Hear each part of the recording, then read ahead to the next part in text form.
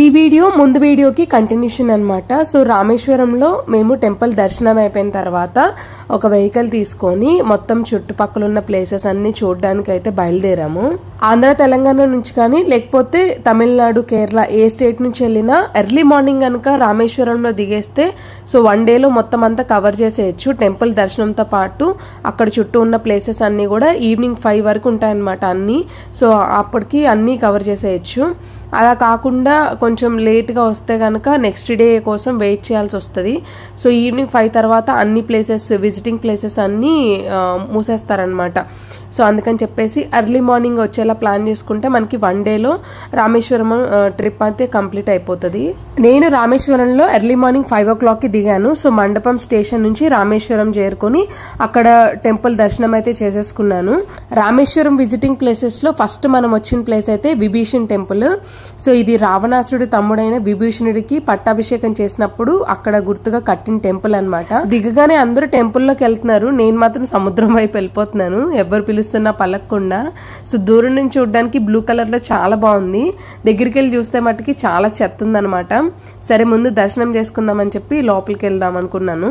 ఇంతలోనే ఇక్కడ చాలా మంది జనాలు ఉన్నారు ఏంటా అని చెప్పేసి వచ్చి చూస్తే శ్రీరాముడు సీతను తీసుకురావడానికి వెళ్లేటప్పుడు వానరులంతా కలిసి ఒక బ్రిడ్జ్ కట్టారు కదా రాళ్ళు నీళ్ళల్లో మునక్కుండా. సో ఆ రాళ్ళు ఇక్కడ ఉన్నాయని చెప్పేసి అందరూ చూడడానికి వెళ్తున్నారు. సో ఇక్కడ ఫోటో కూడా దిగుతున్నారు అనమాట ఆ స్టోన్స్ చేతితో పట్టుకొని. సరే నేను కూడా చూద్దామని వచ్చాను. ఇప్పుడు దీనికి టికెట్ కూడా తీసుకుంటున్నారు సెపరేట్ గా. సో దూరం నుంచి చూసాను, మనకి అక్కడ దాకా వెళ్ళడం ఎందుకులే అనేసి అదిగోండి ఆ చేతిలో రాయి పట్టుకొని ఫోటో దిగుతున్నారు అనమాట.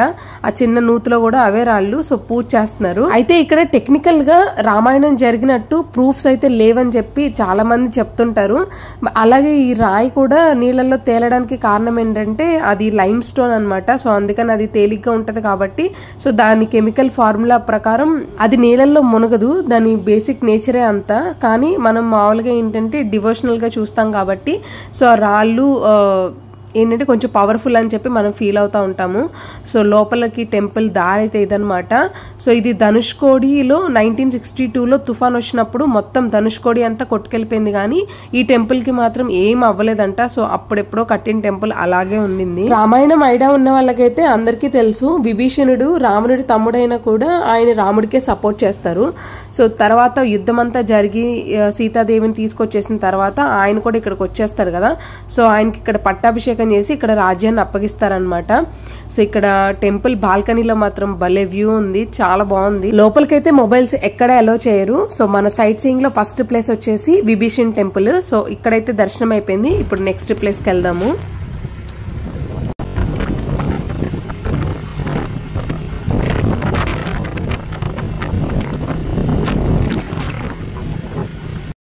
అబ్బబ్బా ఏంటా సౌండ్ అని అనుకుంటున్నారా? సో వీడియోలో చూసేటప్పుడు అలా ఉంటే, కానీ వీడియో తీయడం అయితే చాలా కష్టంగా అనిపించింది నాకు. ఒక పక్కన అటొక సముద్రం ఇటొక సముద్రం, మధ్యలో రోడ్డు, ఆ వచ్చే గాలితో అసలు ఆ కెమెరా కానీ అసలు మనిషి కూర్చోడానికే ఆ వెహికల్లోనే అతలకొతలం అయిపోతుంది అనమాట. ఎందుకంటే ఇప్పుడు మనం వెళ్ళేది ధనుష్కోడి. ధనుష్కోడి వినే ఉంటారు చాలా మంది, కొంతమంది ధనుష్కోటి అంటారు, కానీ యాక్చువల్గా దాని పేరు వచ్చేసి ధనుష్కోడి. ఈ ధనుష్కోడి అనే పేరుకి కూడా ఒక మీనింగ్ ఉంది. ధనుష్కోడిలో ధనుష్ అంటే బాణం అందరికీ తెలుసు కదా. సో కోడి అంటే దాని అర్థం ఆ యారోకి టిప్ ఉంటుంది కదా సూదిగా, సో దాన్ని కోడి అంటారు. మొత్తం కలిపి ధనుష్కోడి అన్నమాట. రాముడు సీతాదేవిని తీసుకురావడానికి వెళ్లేటప్పుడు ఫస్ట్ వదిలిన బాణంతో ఈ ధనుష్కోడి అనే ప్రాంతం ఏర్పడిందని చాలా మంది చెప్తారు. సో ఫైనలీ మనము లాస్ట్ ల్యాండ్ ఆఫ్ ఇండియా దగ్గరికి అయితే వచ్చేసాము. ఇది రామేశ్వరంలో లాస్ట్ రోడ్ అన్నమాట. సో ఇక్కడ నుంచి శ్రీలంక జస్ట్ 18 కిలోమీటర్స్.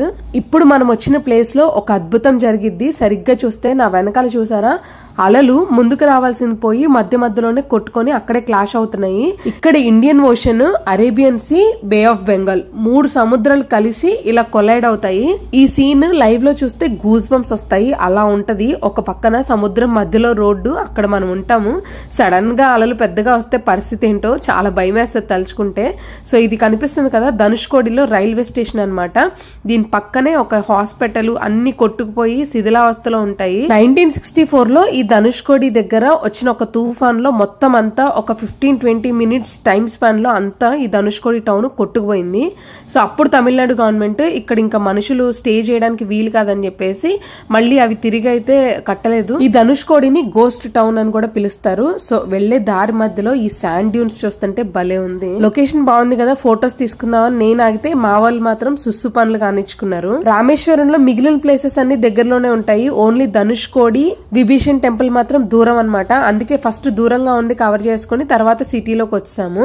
సో ఇక్కడికి వచ్చాక హౌస్ ఆఫ్ అబ్దుల్ కలాం అంటే అబ్దుల్ కలాం గారి ఇల్లుని ఒక లైబ్రరీ లాగా మొత్తం అంతా కట్టారు. సో అది చూడడానికి అని వెళ్ళాము. సో అక్కడ చూసుకొని మళ్ళీ వెంటనే కొంచెం దూరంలో ఉన్న నటరాజ్ టెంపుల్, తర్వాత పంచముఖ ఆంజనేయ స్వామి టెంపుల్ కి వచ్చాము. సో వీటి అన్నిట్లో ఎక్కడ కూడా కెమెరాస్ అయితే కంప్లీట్ గా నాట్ అలౌడ్. సో ముందే లోపలికి వెళ్ళేటప్పుడు చెప్తారు కెమెరా ఓపెన్ చేస్తే కనుక ఫోన్ లాగేసుకుని తిరిగి ఇవ్వము అని చెప్పి. అందుకే మనం అతి తెలివి అతి భక్తి ప్రదర్శించకుండా జాగ్రత్తగా వెళ్లి మన కళ్ళతో చూసుకొని బయటకు వచ్చేయడం బెస్ట్ అన్నమాట. ఇప్పుడు మనం దగ్గరలో ఉన్న లక్ష్మణ్ తీర్థానికి వచ్చాము. సో ఇక్కడ లక్ష్మణుడు తను చేసిన పాపాలన్నీ పోగొట్టుకోవడానికి ఈ తీర్థంలో స్నానం చేశారనమాట. సో దానికి గుర్తుగా ఇక్కడ టెంపుల్ కూడా కట్టారు. కానీ ఇప్పుడైతే ఈ తీర్థంలో ఎవరు స్నానం చేయట్లేదు, అలౌడ్ కూడా లేదు, వాటర్ అయితే అస్సలు బాలేదు. సో ఈ టెంపుల్ లోపలికి కూడా వెళ్లి దర్శనం చేసేసుకుందాము. అండ్ ఇక్కడ కూడా కెమెరా అలౌ చేయరు. రామేశ్వరం టెంపుల్ దగ్గర రోడ్ లో చాలా వెహికల్స్ ఆటోస్ ఉంటాయన్నమాట. సో మనము ఇవన్నీ తిరగడానికి ఒక ప్యాకేజ్ మాట్లాడుకోవాలి. సో పంబన్ బ్రిడ్జ్ వచ్చేసి దీనికి ఆపోజిట్ లో ఉంటది. సో అది ఇది కలిపి తీసుకెళ్లడానికి అయితే చాలా ఎక్కువ కాస్ట్ చెప్తారు. సో మనము ఒకటి రెండు దగ్గర మాట్లాడుకొని బార్గెన్ చేసుకోవాలి. సో ఓన్లీ ధనుష్కోడి ఆ చుట్టుపక్కల ప్లేసెస్ అన్ని తిరగడానికి 1200 చెప్తారు. మళ్ళీ పంబన్ బ్రిడ్జ్ వచ్చేసి దానికి ఆపోజిట్ లో ఉంటది అనమాట. అది ఇంకొంచెం దూరం వెళ్ళాలి. సో దానికి సెపరేట్ గా 800 ఛార్జ్ చేస్తారు. సో మొత్తం కలిపి ముందే ప్యాకేజ్ మాట్లాడేసుకుంటే తగ్గించి తీసుకెళ్తారు. సో మేము వెళ్ళినప్పుడైతే మొత్తం అంతా తిప్పేసి మళ్ళీ టెంపుల్ దగ్గర డ్రాప్ చేయడానికి నా దగ్గర 1600 తీసుకున్నారు. ఇప్పుడు ధనుష్కోడి సైడ్ అంతా అయిపోయింది. ఇప్పుడు నేను పంబన్ బ్రిడ్జ్ దగ్గరకు వచ్చాను. అసలు ఇక్కడ వ్యూస్ అయితే మామూలుగా లేవు. మామూలుగా అయితే రామేశ్వరం ట్రైన్ ఈ బ్రిడ్జ్ మీద నుంచి వెళ్ళినప్పుడు దీనికోసం సపరేట్ గా చూడకుండా ఆ ట్రైన్ లోనే చూడొచ్చు. బట్ ఆ ట్రైన్ అయితే క్యాన్సిల్ చేస్తారనమాట. ఇంకా ఆ బ్రిడ్జ్ మీద డేంజర్ అని చెప్పేసి దాని మీద అయితే ట్రైన్ రాకపోకలు ఆపేశారు. ఒక పక్కనేమో పంబన్ బ్రిడ్జ్ ఉంటది, ఇంకో పక్కనేమో మొత్తం అన్ని చిన్న చిన్న బోట్లు ఆపేసి చూడడానికి వ్యూ అయితే సూపర్ ఉంటది. అండ్ ఈ మధ్యలో బ్రిడ్జ్ వచ్చేసి ఎప్పుడో బ్రిటిష్ కాలంలో కట్టించిందనమాట. ఆ గేట్స్ ఓపెన్ అవుతాయి షిప్ వెళ్ళేటప్పుడు. ఆ బ్రిడ్జ్ మీద నుంచొని మరీ ఎక్కువసేపు ఉండకుండా కొంచెం తొందరగా చూసుకొని వచ్చేయండి. ఎందుకంటే అక్కడ నించున్నంత సేపు కొంచెం భయంగా ఉంటది. ఆ బ్రిడ్జ్ మీద నుంచి వెహికల్స్ వెళ్తున్నప్పుడల్లా మొత్తము బ్రిడ్జ్ అంతా ఇలా షేక్ అవుతా ఉంటది అనమాట. నాకైతే చాలా భయం వేసింది.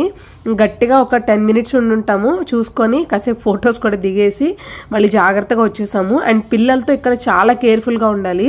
అండ్ ఈ బ్రిడ్జ్ చిన్న చిన్న సందుల్లాగా కనిపిస్తున్నాయి కదా, సో అక్కడ పిల్లలు చేతులు పెట్టి వంగి చూస్తూ ఉంటారనమాట. సో చిన్న పిల్లలు ఉన్నప్పుడు మాత్రం జాగ్రత్తగా ఉండండి, మరీ చెప్తున్నాను. అండ్ ఇక్కడ అటొక సముద్రం ఇటొక సముద్రము మధ్యలో బ్రిడ్జ్. అండ్ ఈ వచ్చే గాలికి మనం అక్కడ ఎక్కువసేపు కూడా ఉండలేమన్నమాట. మొహం మీద తంతూ ఉంటది గాలి. సో చూడడం అయిపోగానే వెళ్ళిపోయాము. ఈ వెళ్తుండగా ఆ సముద్రం ఎడ్జ్లోనే ఈ పక్కన ఈ ఇళ్ళన్నీ చూసి నాకైతే చాలా ఆశ్చర్యంగా అనిపించింది. అసలు వాళ్ళందరూ అంత నార్మల్ గా ప్రశాంతంగా ఎలా పడుకుంటారో.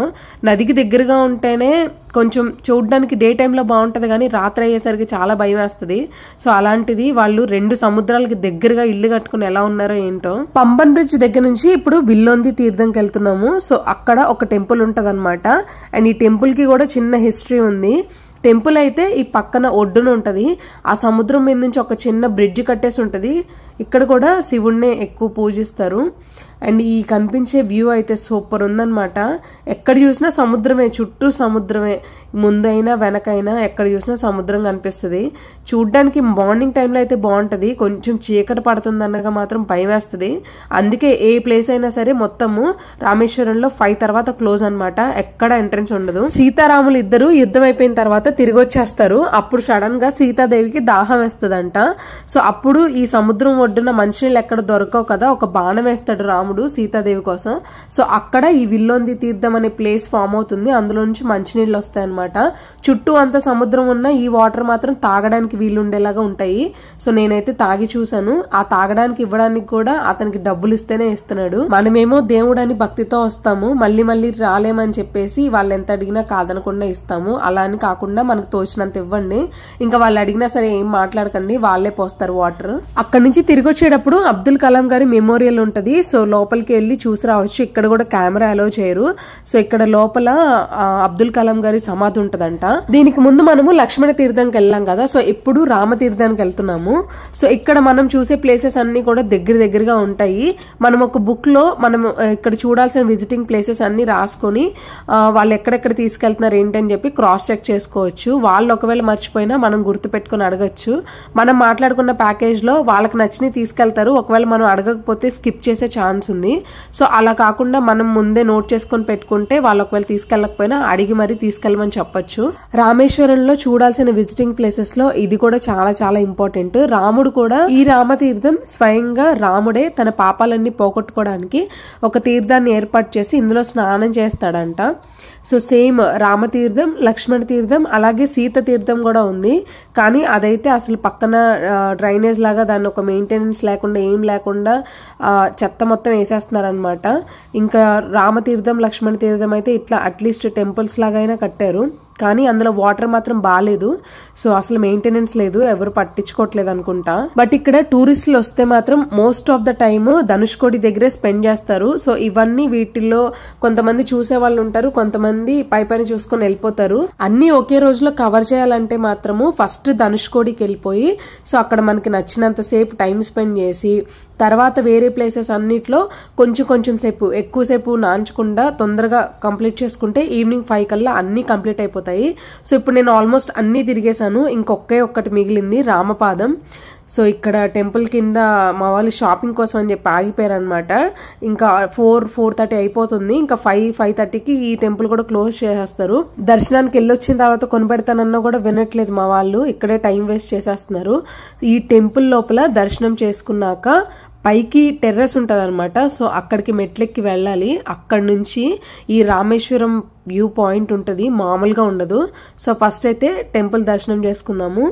ఈ టెంపుల్లో రాముల వారి పాదాలు ఉంటాయి. ఒక రాతి మీద ఆయన పాదం మార్క్ గుర్తుపడి ఉంటది అనమాట. సో ఇక్కడ నుంచే హనుమంతుడు కూడా లంకకి వెళ్లారని చెప్పేసి అనుకుంటూ ఉంటారు, స్టోరీ అనమాట.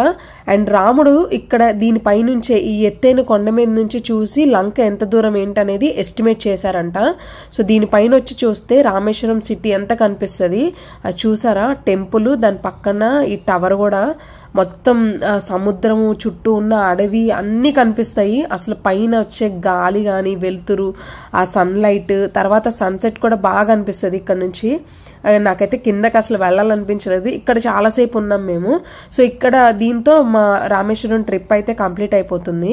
సో లాస్ట్ ప్లేస్ అనమాట రామపాదం. ఈ చిన్న చిన్న చెరువుల్లో కనిపించేయి చెరువులు మాత్రం కాదు, అవన్నీ కూడా సముద్రం పాయలే. అక్కడొక ముక్క అలా ఉంటాయి అనమాట. సో అలలు చూసారా, కనిపిస్తున్నాయి చాలా క్లియర్ గా పైనుంచి. ఇంకా అక్కడే కాసేపు టైం స్పెండ్ చేసిన తర్వాత మేమైతే కిందకు వచ్చాము. ఇంకా మా వాళ్ళు చేసే అల్లరికి ఇంకా వాళ్ళకి కావాల్సినవి ఏవో కొనిపించేశాను. అండ్ లాస్ట్ వీడియోలో ఓన్లీ టెంపుల్ దర్శనము, అక్కడికి ఎలా వెళ్ళాలి, లాకర్స్ రూమ్ లో లగేజ్ ఎలా పెట్టుకోవాలనేది చెప్పాను. సో టెంపుల్ టైమింగ్స్ కూడా వచ్చేసి మార్నింగ్ 4కి ఓపెన్ చేస్తారు, తర్వాత ఆఫ్టర్నూన్ 12:31కి క్లోజ్ అయిపోతుంది అనమాట. మళ్ళీ ఈవినింగ్ 5కి ఓపెన్ చేస్తారు టెంపుల్.